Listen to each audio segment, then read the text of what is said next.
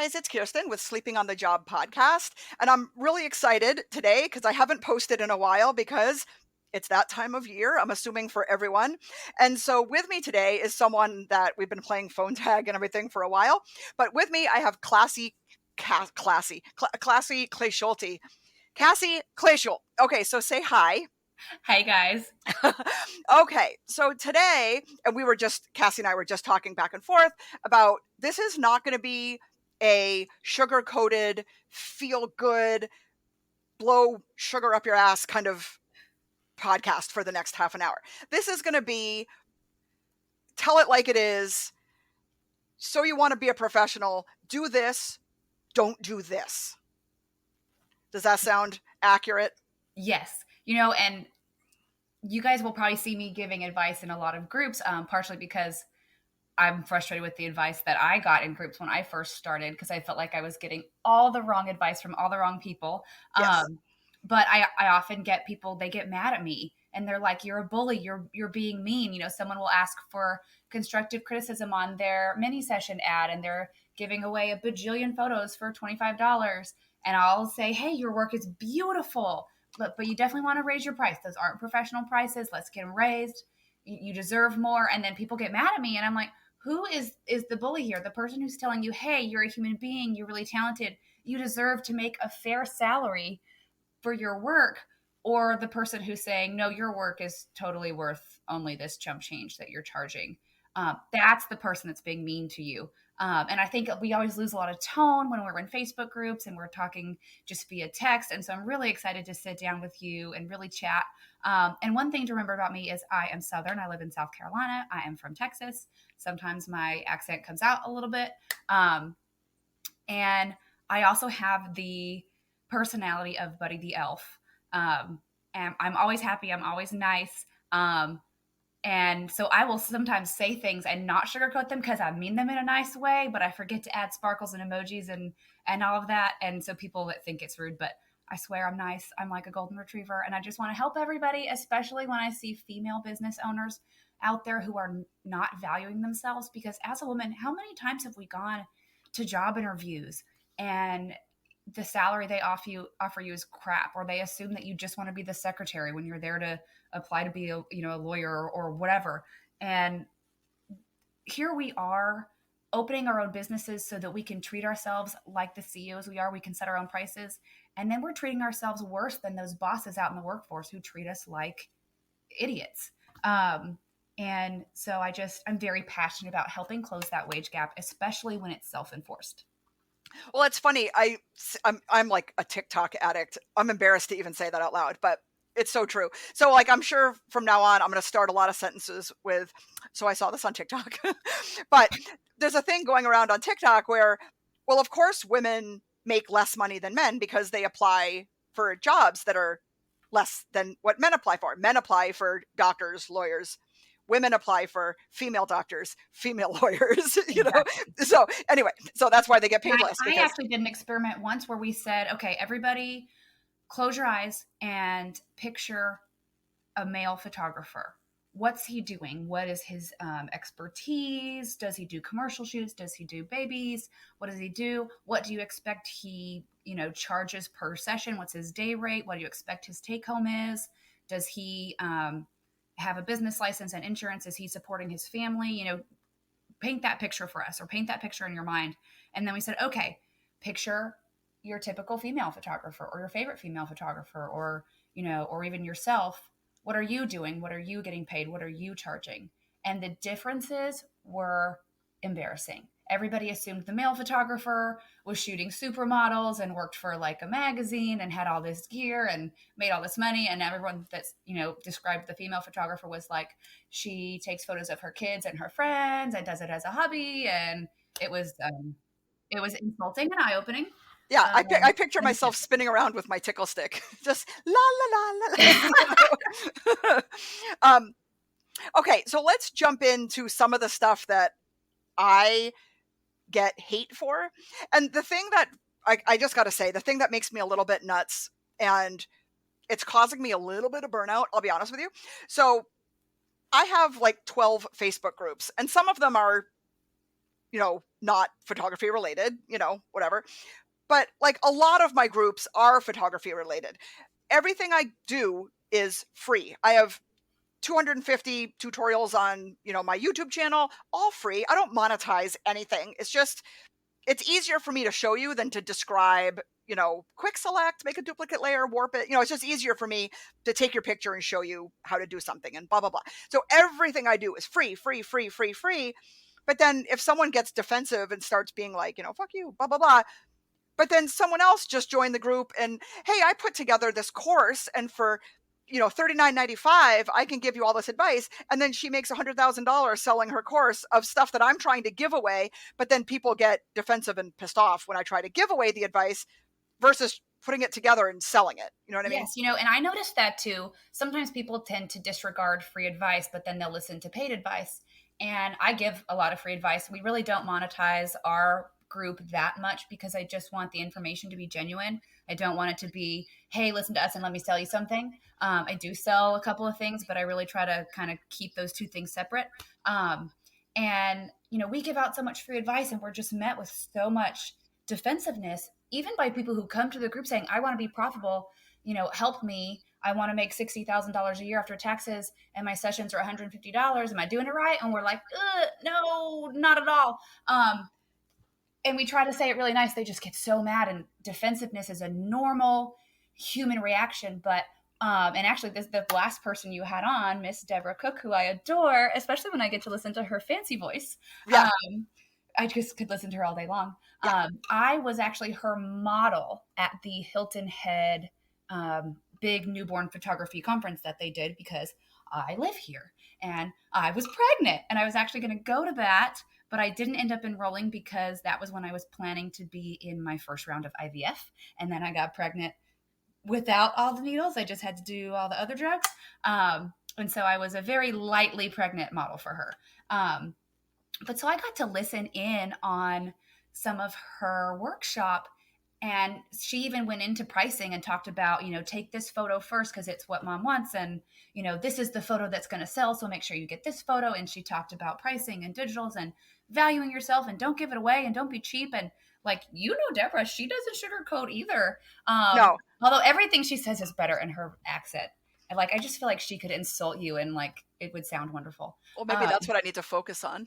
Yeah, maybe we need better accents. But I was looking around and she was saying the same things that I tell people.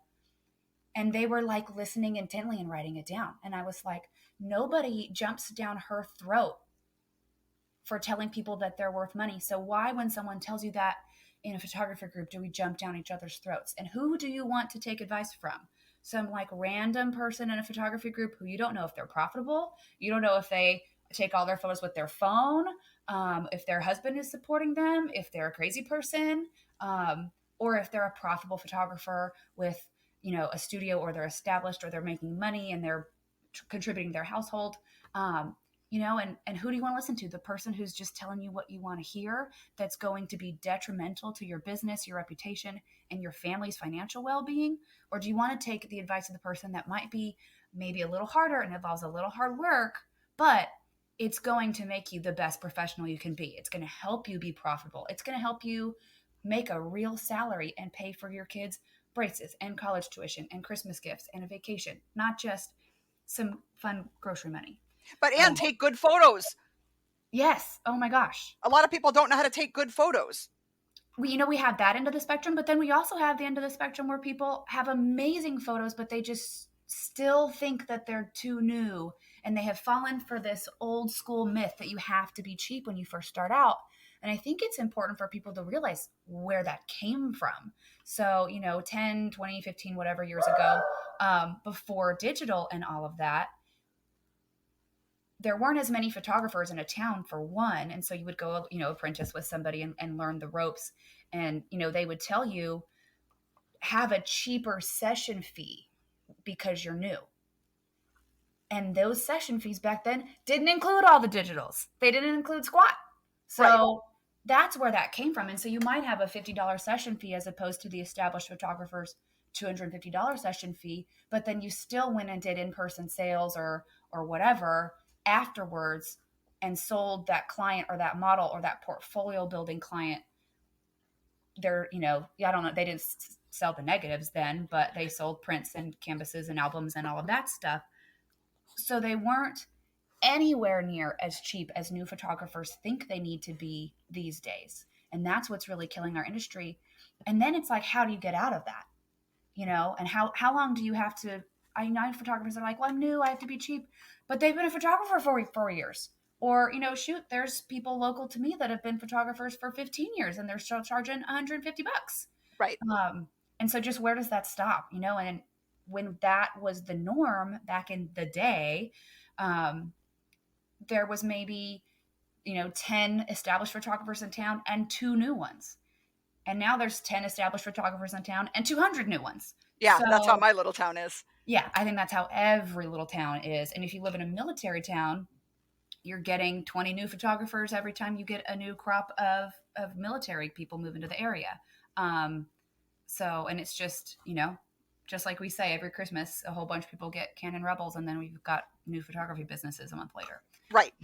So what is the most common piece of advice I feel like I'm a broken record on this one topic.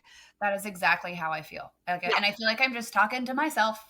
Yeah. Just posting about valuing yourself, and everybody's like, nah, I'm good. I'll just keep letting my husband pay the bills while he stresses the heck out.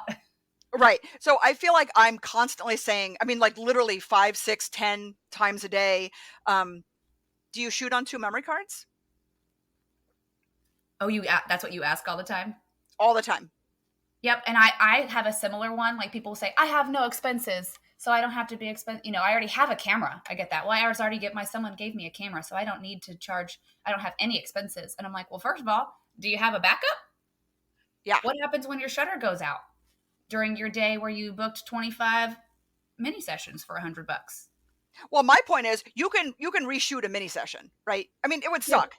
Well, and how many people are doing the same thing with weddings? That's what I'm saying. You can't reshoot a wedding. I just saw that in my group the other day. Shot a wedding on 1 memory card, and then the 1 memory card shit the bed. Well, what do I do? Well, right. And they're like, oh, and then I went and shot 10 mini sessions after that and formatted it. How do I get it back? Yeah. And it's like, I just wish I could screenshot a bunch of these kinds of posts where people that don't have that early basic photography knowledge, and there's nothing wrong with that. Everybody starts somewhere. And that's a phrase I'll talk about later. It has its places where it applies. There's nothing wrong with being a new photographer, but if you're a brand new photographer and you don't know the basics of running a photography business, let's wait. I'm not saying never. I'm not saying you should never be a professional photographer, but I'm saying maybe let's wait and learn those things first and then start a Facebook page and a photography business and everything that comes after that. But maybe also hold off on shooting weddings. Well, yeah, absolutely. I would definitely never suggest anyone start with births, weddings, newborns. I see people like learning their camera settings on newborns. I'm like, shoot, put a baby doll there and learn. I literally tell people not wiggling and crying and hungry, and you don't have a nervous mom over your shoulder.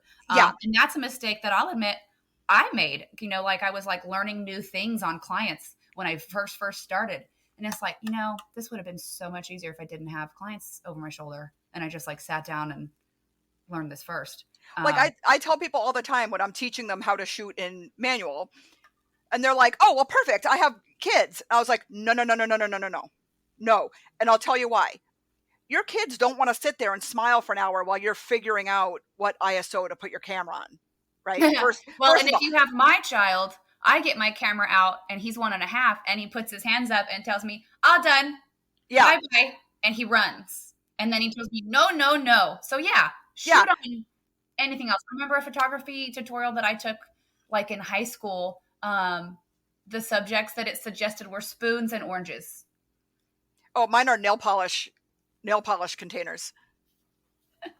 Literally anything. I actually did a session today with my bitty baby on top of the famous carousel horse that everybody is buying because I bought one. And I was setting up my holiday promo, and I was kind of playing with which lighting I want to use because I don't want to figure it out during my sessions. No. And they're technically mini sessions, but I don't call them that, and the price is not mini. But I don't want to figure it out during my mini session. So I did a session with my bitty baby today in my commercial studio. And the accountant next door walked by and peeked in and was like, what the hell is she doing? Because usually they peek in and I'm like with a 2-year-old or like a pregnant mom or holding a baby, and we wave through the window and like they just love it. But today she was like, oh, she has a baby. That baby is propped up on that, and nobody else is there. She's just playing with the doll. Right. And there's nothing wrong with that. It's weird, but it's really the best way to go. And I see so many people saying, well, my work isn't good enough to charge X amount. And when I'm saying X amount, they're talking about, I'm not good enough to charge what they think is high end pricing. They're like, I have to stay at $75 for all the digitals because I'm not good enough yet. And I'm like, okay, if you're not good enough to charge where you are bringing home minimum wage after taxes and expenses, then you're not good enough to start a photography business. And I'm not going around telling people they're not good enough, because most people are. They had the confidence to open that photography Facebook page. I don't want to say business because a lot of them don't quite have the legality, but it is a business. But they don't have the confidence past that to charge profitably. And I think so much of that is just not knowing what to charge. They maybe Google the photographers in their town, and the established photographers with studios come up and they see that $250 session fee.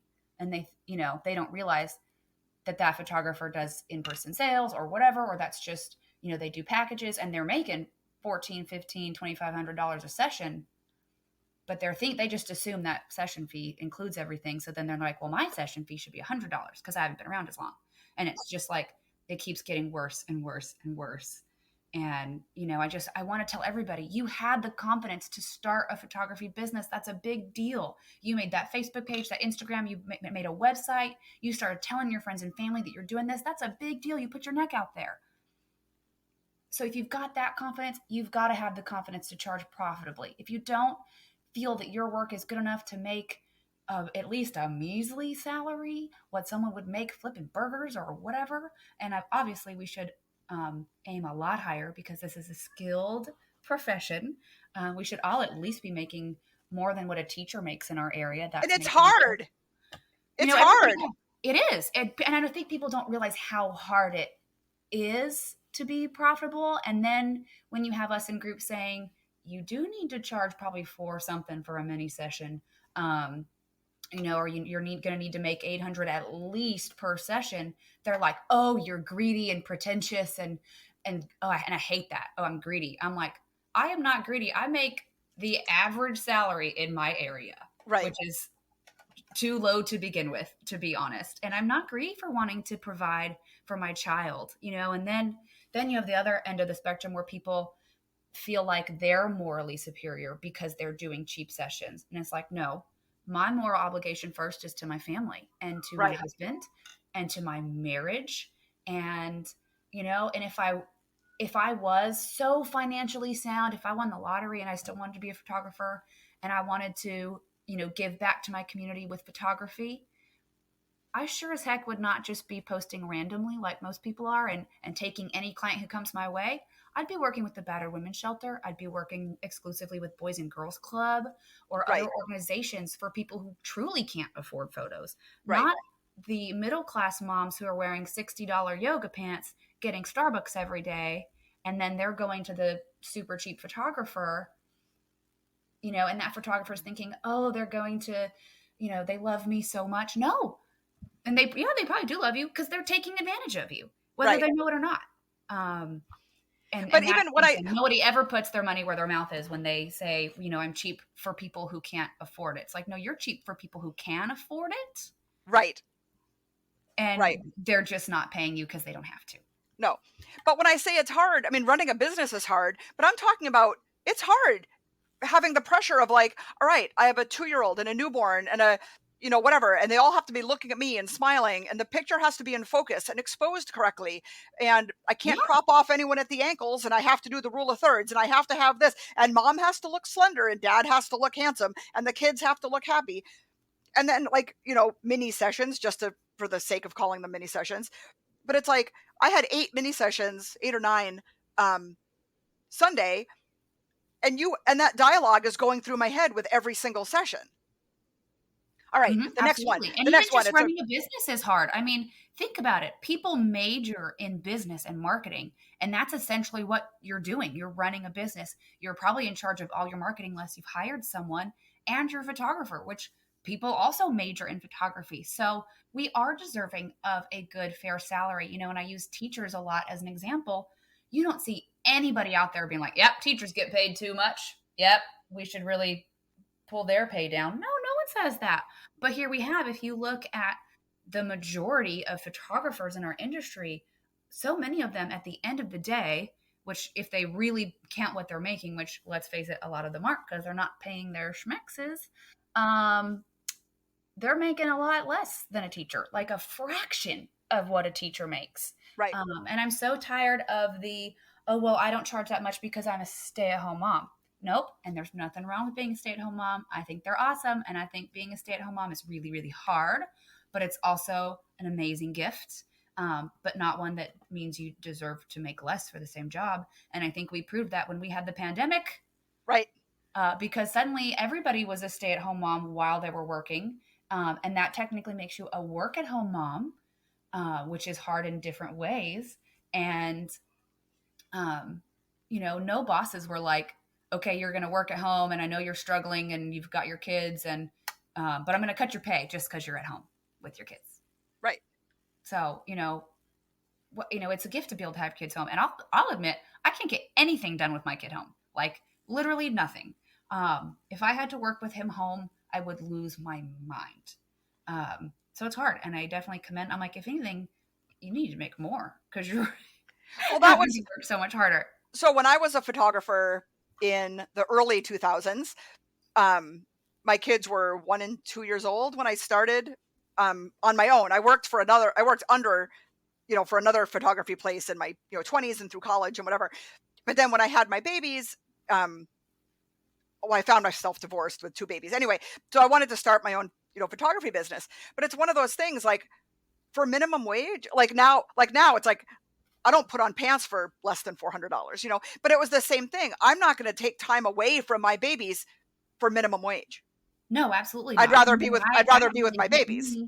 Because I had my baby a year and a half ago, and yes, I started back doing sessions in my studio that was in my home at the time, and that wasn't too hard, especially because there was a pandemic going on and my husband was working from home, so he was like holed up in the master bedroom with the baby, and we did a lot of things during nap time. But my first on location session where I had to leave, for sunset, so I had to miss bath time and bedtime and then nighttime feeding, and I kissed him goodbye before I left, but I wasn't, when I got home, he was sleeping. And Yeah. I went in to kiss him goodbye and cried. And I'm not going to do that for $75. No, how do women leave their babies for chump change? Right. And I guess it's probably just ignorance is bliss. And, when you start a photography business, it's like, oh, this seems like so much money. And then you just watch it disappear when you look at your expenses and write your tax checks and all of that. Pay taxes. And then especially with mini sessions, man, and I'm in so many mini session groups, and I almost sometimes feel like a troll because I don't do that many mini sessions, but I feel like I'm just in there to like try and support people and tell them that they're worth more than $75 for 20 images. And I keep telling people that's not a mini session. So let's talk about that elephant in the room, because that is a giant polka dot purple elephant. Right. A mini session, if your mini session is longer than 20 minutes, unless it's something really special, like you're doing cookies with Santa and he reads them a story or whatever, but longer than 20 minutes, more than 5 images, I might give you 7, maybe. And they're not stacked back to back like a marathon. Like think Life Touch photos at school where they're just like rotating kids and out through one set and they're for one specific theme. Right. If it's not in that format, it's not a mini session. If your client is picking the day and they're picking the theme and there's not clients stacked back to back for that same theme and they're getting more time and more images, that's a full session, or what we would call a custom session, or even a private session is what they used to be called. Like JCPenney wasn't a private session, but if you booked a private photographer for you, that was a private session. That's what that is. You're just slapping the word mini on it because you'd think that you're supposed to. I have no idea. And I think people think, okay, if I have a theme for a session, it's a mini. No, Right. that's just a themed session. Just because you pile a whole bunch of props in a field with a couch doesn't make it a mini session. Um, and, I see people saying, well, I have to, I give 15 images because my full sessions, I give 200. Okay, well, that's a problem too. So, and Right. That I is. tell people too, like, if you haven't really figured out your full session pricing and what you should be delivering, then it's too early to start talking about mini sessions. Because if you say, let's say I price, and we're going to get into cost of doing business and the golden rule of mini sessions here in a second. If you said, say I'm a new photographer and I price my sessions at $100 for 10 images, that's $10 a digital. And then I go to do my full sessions, and my full sessions include 30 images. I've capped myself at being able to charge $300 for that. Because if not, say I charged $400 for that full 30 image session, everybody would just go book 3 mini sessions because it's cheaper. And so you're capping yourself. And then if you look at, okay, if my sessions are $300 and I do one, every single day of the week and subtract my taxes and expenses, I'm not making crap. And so then you're not meeting your cost of doing business. So you almost have to start with your full session, what you need to make on the average day, and then work backwards, because your mini session price should always be not as good of a value as your full session. And I call that the popcorn theory. You go to the movie theater and they've got 2 sizes of popcorn. Oh yeah, And totally. yeah, the jumbo giant one that's the size of your seat is $9. And then that little bitty one is $7. And it's not because it takes $7 to produce that little one. They just raised the price for what they need to cover on their big one. And they just raised the price of the small one. So nobody really wants it. And then if somebody does want the small one, or they can't afford $9, they can get that little one. So that's kind of the popcorn. It makes it, you look at the little one and then you look at the big one and you go, yeah, I'll get the big one. Because that's the whole point of mini sessions. And if you have to do 100 mini sessions in a season, then you're doing them wrong. You just want to do a couple and then book yourself full in your full sessions. I don't even like doing them at all. And I just had someone message me, and she wanted to do my mini sessions, which were supposed to be tomorrow, but it's going to pour all day. So I haven't decided. I haven't decided what I'm doing beyond that. I might have to bump it out until next Saturday. But anyway, and she's like, I might need more time and more images, so I'm going to book 2 back to back. Mm-hmm. But why wouldn't you just do a full session then? Yep. It's cheaper to do a full session, and then we have an hour and we're not rushed. Yeah, and that's the whole point. Yeah. I think she just has in her head, nope, we're going to do a mini session. Yep. And then I see people doing mini sessions like just for everything. And it's on whatever day they want, whatever theme they want. That's not a mini session. It's just a mini price. I only do mini sessions for either like an elaborate setup, like my holiday sessions where I don't want to set that up. Or I do it again for holiday when I'm booked out and I have a ton of people inquiring and I can't fit them all in. I'll say, you know what, let me put you on my wait list and I will do a mini marathon day and we'll fit you in for that. I've even done that with maternity when I've been booked out solid and I'm getting all these maternity session requests. I'll tell them that, I'll put them on my wait list. And then when I've got like 5 or 6, I'll say, okay, we're going to all meet at sunset here and I will bring the gowns. And that's actually been a really great way because then I book them all for their newborn session. And it's just a way to fit a bunch of people in when I only have a small time slot. And Right. those people are usually so thankful to be able to just have a session because they are kicking themselves for not booking earlier. And then they haven't spent as much. They've only spent like $475 for that very short session. Then they buy more in prints and canvases and stuff like that. So that's a really great way to do it. But I do it for something special or when I'm strapped on time. And then like here in the South, we have azaleas. And those azaleas they're beautiful. Like the whole town just turns pink for like 4 days. Yeah. And so I do mini sessions for those because if I book all full sessions, I can't get everybody in. And then I'm working 4 nights in a row, which I don't want to do because then I never get to see my baby. And, and that time with my husband is important too. If you don't have kids, that free time with your spouse or free time for you, that's important too. In fact, I used to see that a lot, like, well, you shouldn't charge that much because someone actually told me this, that I shouldn't charge that much because I don't have a family to support. And I was like, that's not something you to say to someone on infertility drugs. Yeah, I also was, so I totally understand that. So, but yeah, that's kind of why I do them. But I see people doing them just for like every little thing. And I almost feel like it's because they don't know there's another option, or they're afraid of the big price tag that has to come along with full Well, my session. my big boo boo that I did in 2006. This is a long time ago. So my son had just Another year started. I graduated high school, by the way, Oh just my so you god. know. So my son was a toddler, and he just started this preschool. And oh, you're a photographer? Yeah. It's like, oh well, we haven't had a photographer here in years, just because it just wasn't a priority, and they just didn't think of it and whatever. But they're like, is that something you would like to take on? And I was like, and I still do it. It's been like 15 years or whatever. So no, it's been 16 years. But anyway, so I'm like, yeah, I would love to. So I'm thinking back to like Life Touch and O'Connor and like that kind of mindset where you turn in the order form with a check before you even have the picture taken. And I'm like, I'm going to approach it like how I would want it if I was a mommy. And I'm going to just take a ton of photos. And there's 100 kids at the school, preschool through 8th grade.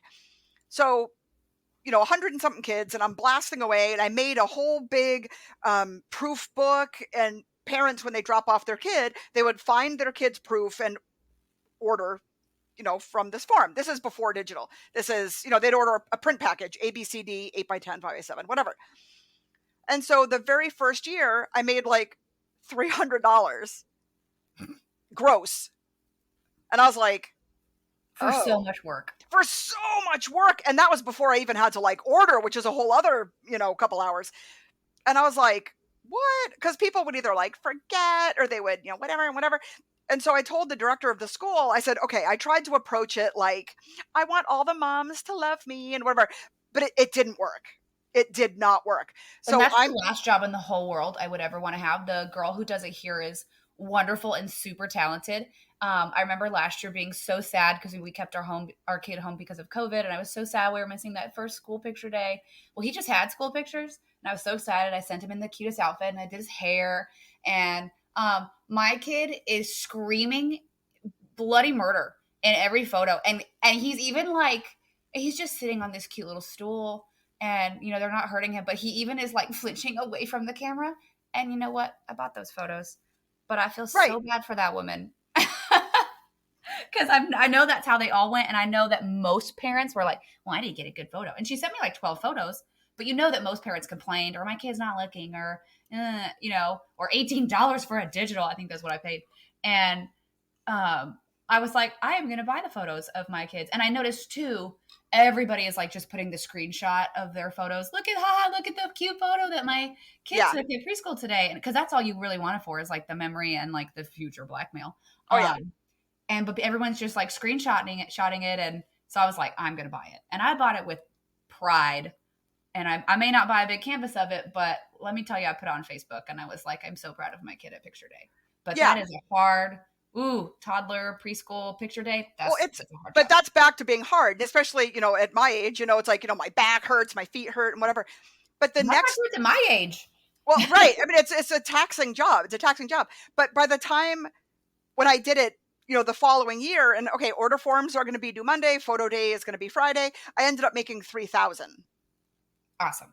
I made 300 last year. I made 3,000 this year. Same amount of kids, same quality, same everything. I think that's why so many photographers start businesses. In fact, I see it like a lot of new photographers start out of spite because they inquire about photos and then they are shocked by the price tag, which is a phenomenon in itself. And so they almost just get mad and they're like, well, I'll just go buy a camera and I'll do it because it's so easy. And then you're like in it, and then you're like defensive about learning real pricing, and then you eventually learn it. And it's like the circle of photography life. And that's normal. Like, this is an example I use a lot. I had to buy a dresser for the nursery. I didn't realize I have never bought a dresser.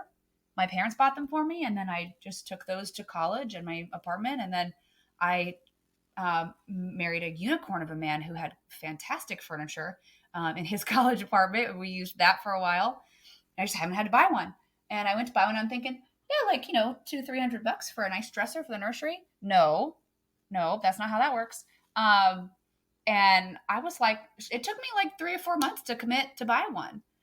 But, the difference between that and photography is, if I am a new mom and I've never hired a photographer before and I inquire and I'm like, oh, these prices are more than I thought they would be. Yeah. I can't go to, the local group and be like, ISO a beautiful dresser with soft closed doors for less than X amount.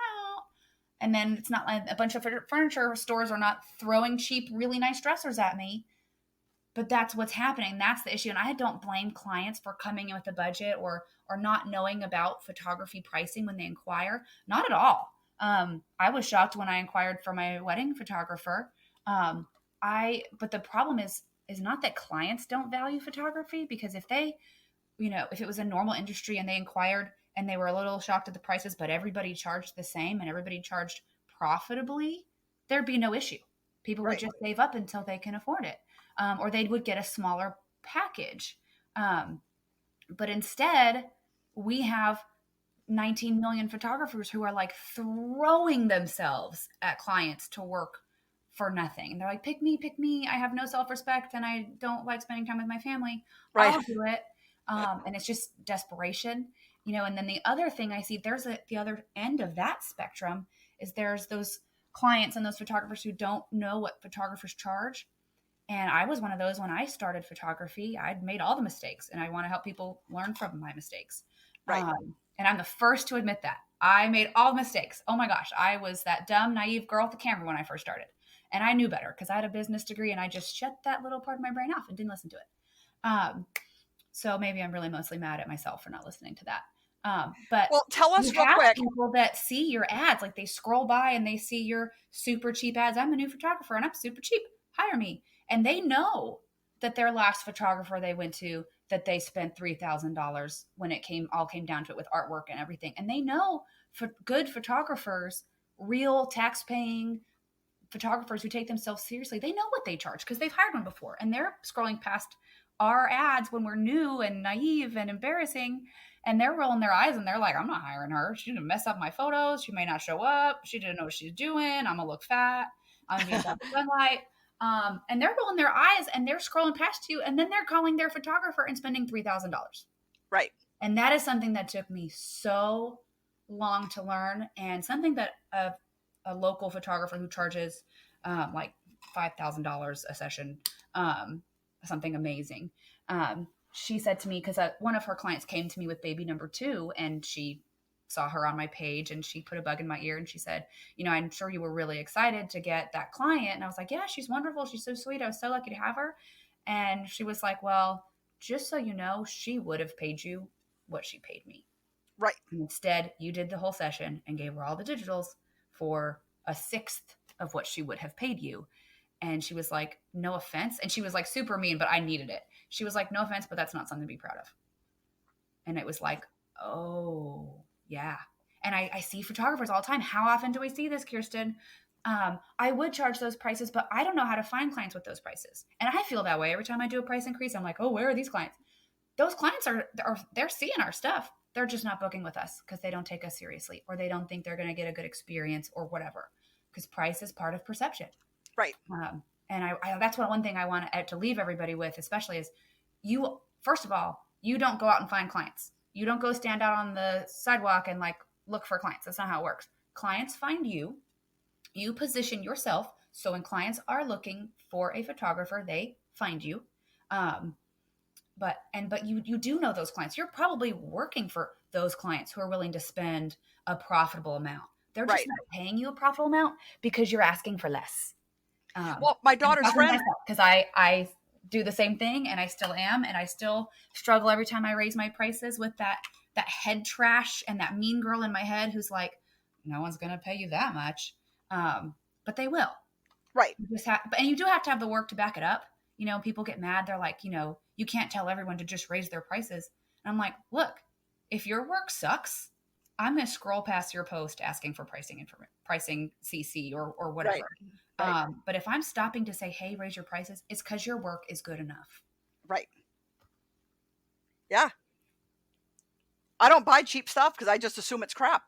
Oh, yeah. Well, and looking for dressers, I did find cheap dressers, like some weird ones where, and I'm looking at that and I'm like, that one looks like it's kind of made of cardboard on the sides. And I know the way the kid was kicking inside of me, I was like, he could put a hole in that.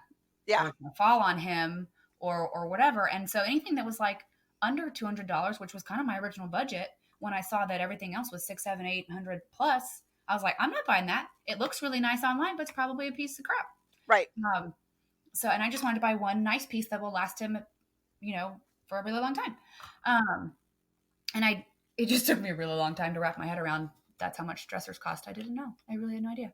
And so imagine that's how people feel when they first hire a photographer. And that's why sometimes the worst clients you get are when you're super cheap.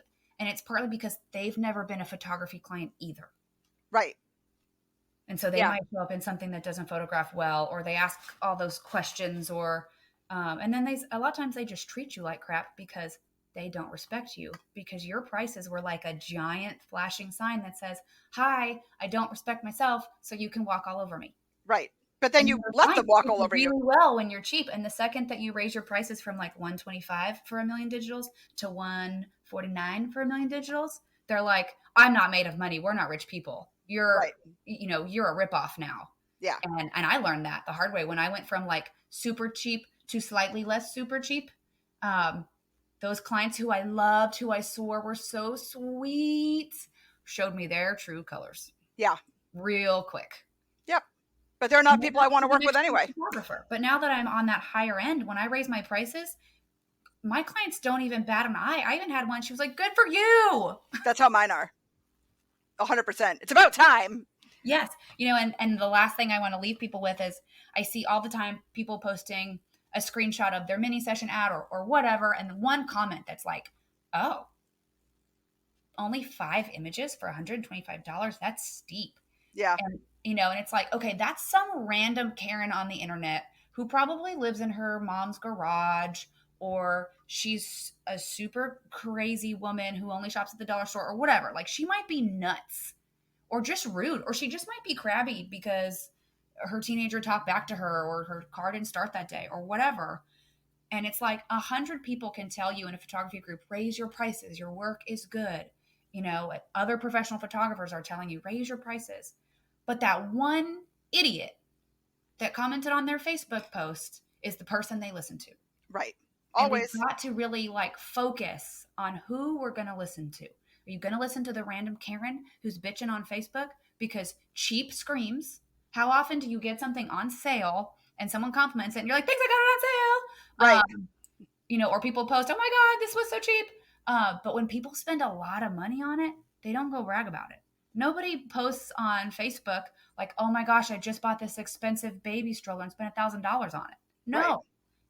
And so cheap screams, and cheap is angry, and wealth whispers, and they spend their money quietly. So they're out there. They're just not the ones that are out there screaming about it.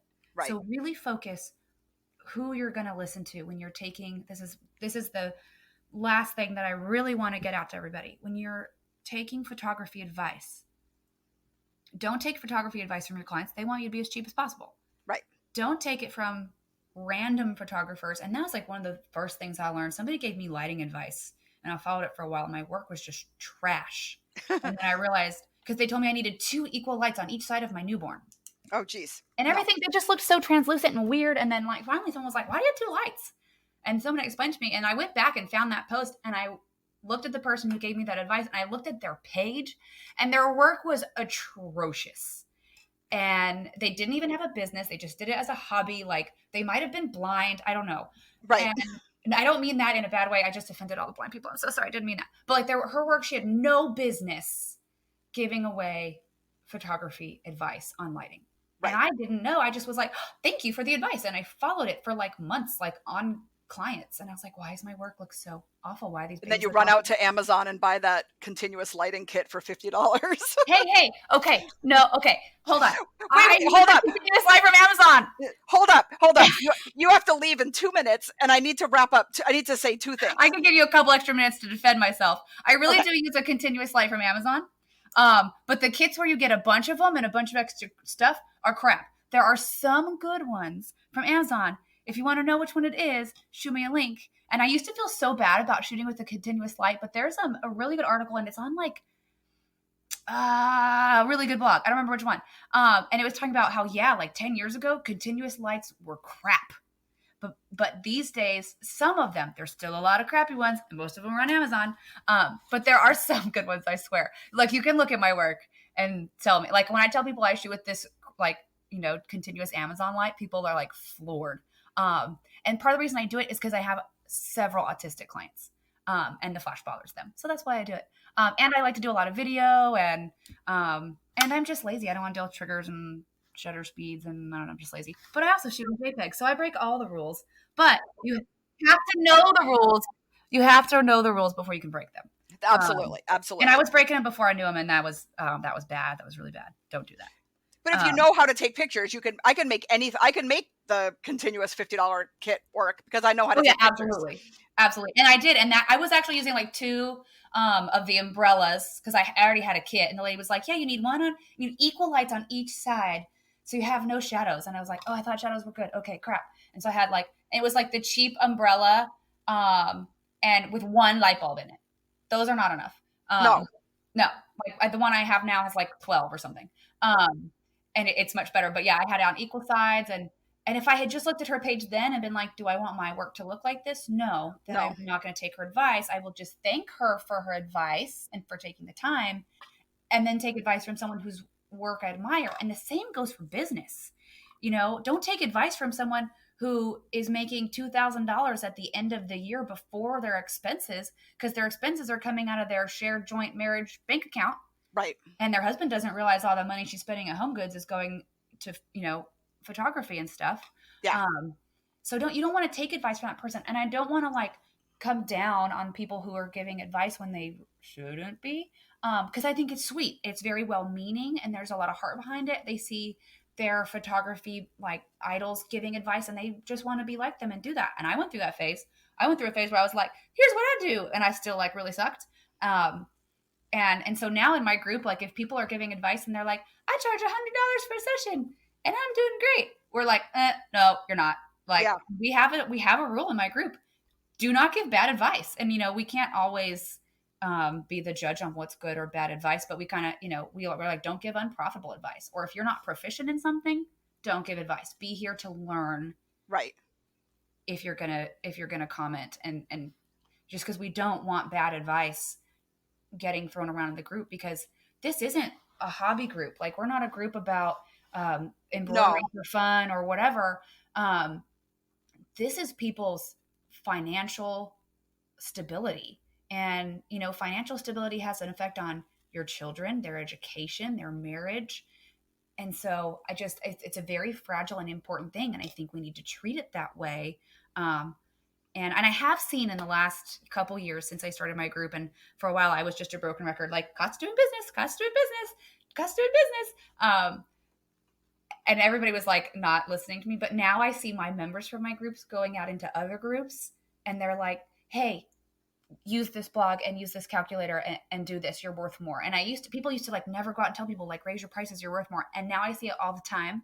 And it makes all of that broken record time totally worth it. And totally I just I get totally burnt out and people are like, how do you do it? How do you keep giving advice? And I'm like, man, there are weeks where I don't. And I start typing something and I'm like, ugh, I just don't know anything. But then I get a message from a member who says my husband was about to divorce me because I was never around. I was bankrupting us. I was obsessed with photography and not making any money. You saved my marriage and my business. And now I'm doing really well. And I even had someone who found my baby registry and sent me a beautiful diaper bag that I use every day. And the beautiful card in it said, I am profitable and able to splurge on things like this because of you.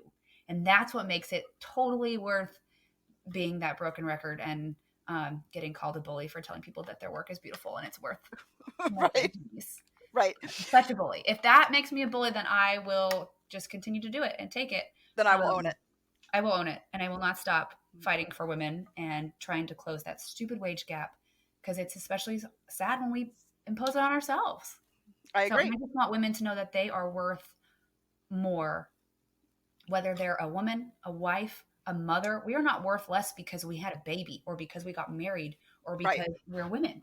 We just aren't. And this is not the 1950s. We don't have to believe that shit anymore. Right.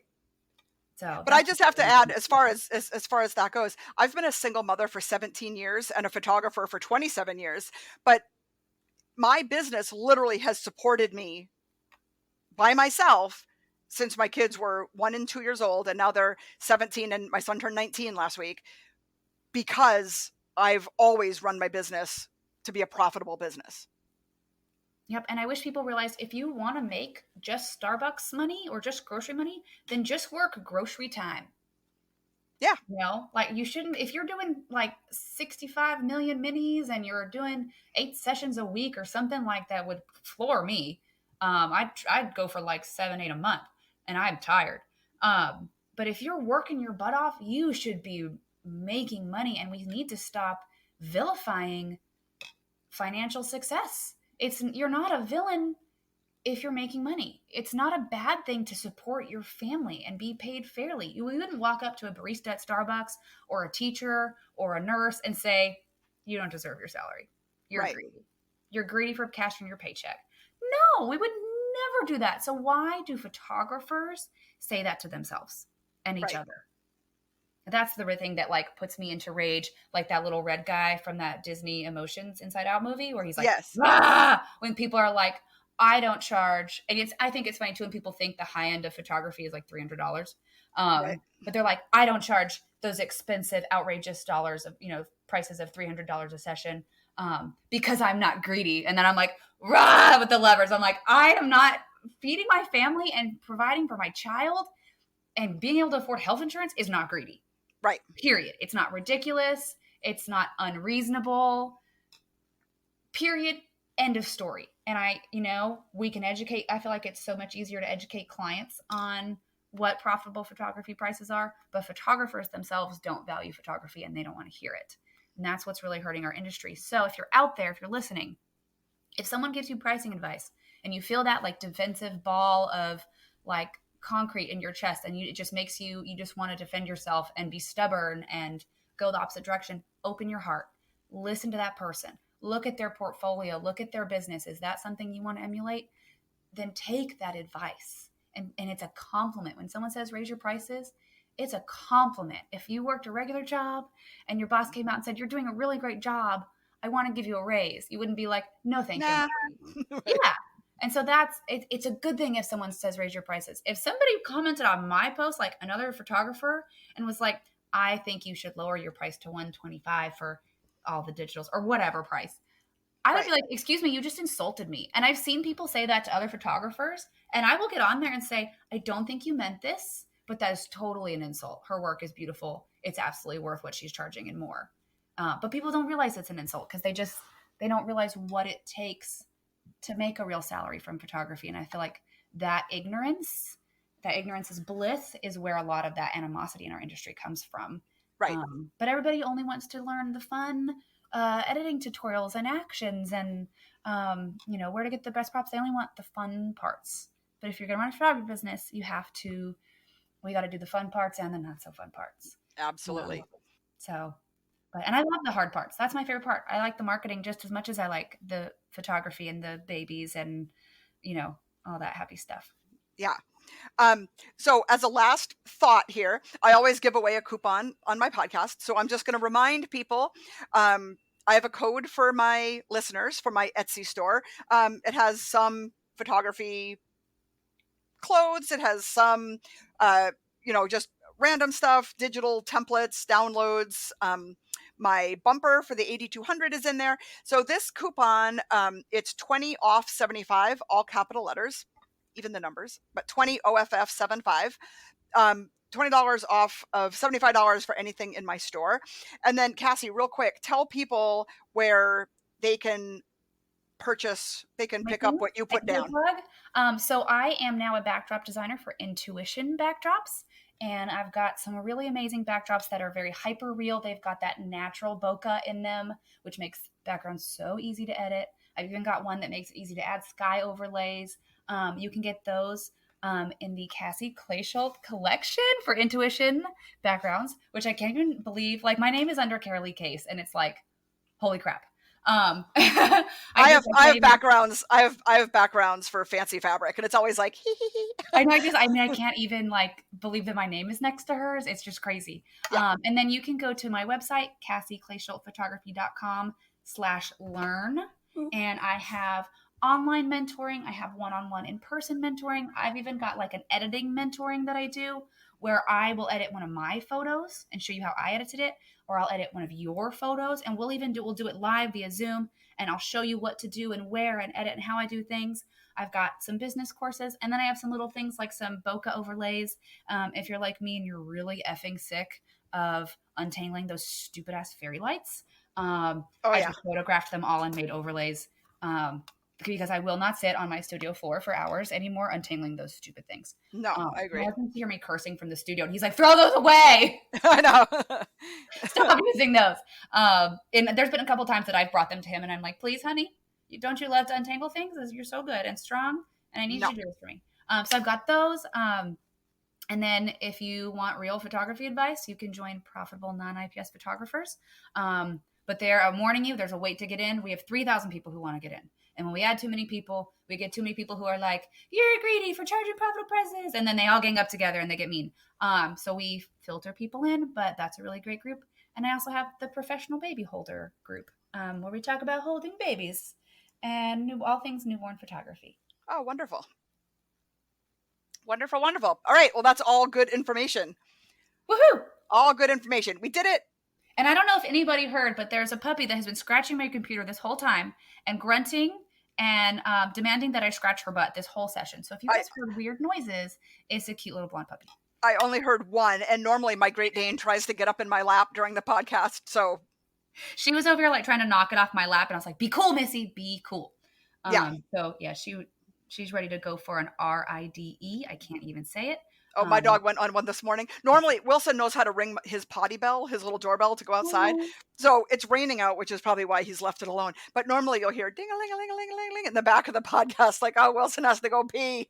Yeah, mine knows what time we leave to go get the baby from daycare. And she's over here like, "Mom, you forgot him. Yes. Mom, it's time to go get him." So on that note, thank you for having me. This is a dream come true. I will come on anytime.